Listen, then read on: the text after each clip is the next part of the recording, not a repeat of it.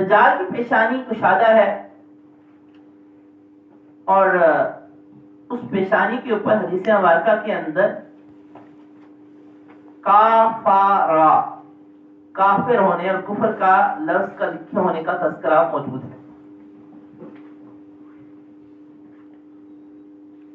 اب یہ کیا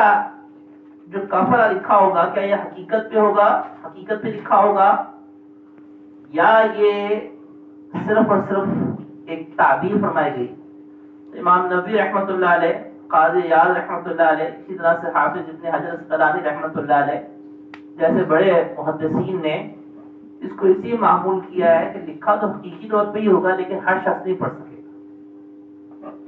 اس کو وہی پڑھ سکے گا کہ جو ایمان والا ہوگا، ورنہ اگر تو ہر شخص پڑھ لے گا تو پھر تو وہ بچ جائے گا اس سے۔ تو جس کا ایمان کامل ہوگا، پختہ ایمان والا ہوگا، اس کے اوپر تو اس کا کافارہ ہونا کھل جائے گا، مگر اور وہ پڑھ لے گا اس کو، مگر بقیہ اشخاص کے اوپر نہیں کھل پائے گا، تبھی تو وہ فتنے مبتلا ہوں گے۔